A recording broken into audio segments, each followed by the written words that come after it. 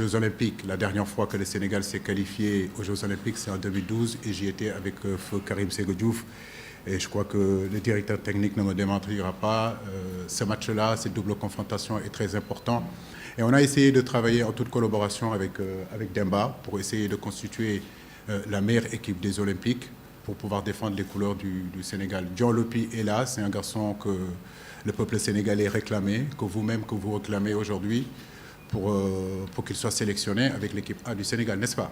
Donc aujourd'hui, il l'est, mais je veux dire derrière, il y a d'autres garçons aussi, comme Lamine Camara, qui sont de très très bons joueurs. Les deux Lamine Camara qui pouvaient être aussi là avec l'équipe A, mais on a décidé de les laisser à la disposition de Demba. Donc pour moi, il y a une équipe quand même assez compétitive avec l'équipe olympique, parce que ça fait partie des objectifs aussi qui ont été assignés par la Fédération sénégalaise de football.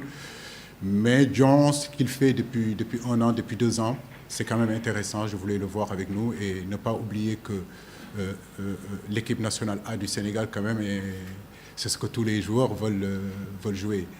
On peut être champion olympique et ne pas être champion d'Afrique.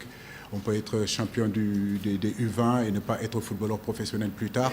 Donc en réalité, tous les garçons aujourd'hui qui sont dans les petites catégories, que ce soit U17, que ce soit U20, que ce soit l'équipe locale, que ce soit l'équipe olympique, leur souhait en réalité c'est de jouer avec l'équipe A du Sénégal qui est vraiment de très très haut niveau. Donc féliciter Dion en réalité pour le travail qu'il a pu accomplir et surtout toucher son rêve qui est d'être qualifié avec l'équipe, d'être sélectionné avec l'équipe A du Sénégal. Merci. Au suivant. On a un déficit, un ratio faible en attaque. Partagez-vous son avis? Première question. Deuxième, quelle solution comptez-vous apporter par rapport à l'équipe nationale du Sénégal qui a un faible ratio sur le plan offensif? Merci. Et ça, c'est pas une nouveauté. Moi, je me rappelle avoir eu une discussion avec le président. On était en 2017 ou 2018 avant la Coupe du Monde.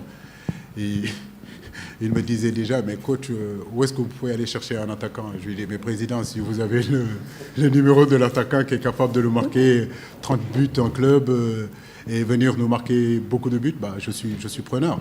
Mais comme je l'ai dit, nous avons aussi des garçons qui marquent des buts. C'est vrai que notre ratio de buts par rapport aux opportunités qu'on se crée, ce n'est pas un débat qui date d'aujourd'hui. Vous m'avez toujours entendu de dire qu'il nous faudrait gagner un peu plus en efficacité parce qu'on se crée des opportunités et on ne marque pas assez de buts.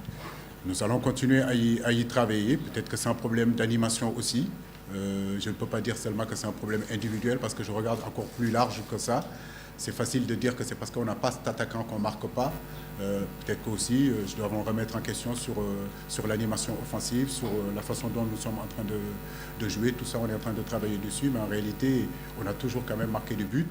On peut imaginer qu'on peut marquer davantage de buts, mais on a toujours marqué des buts. Donc ça, c'est intéressant.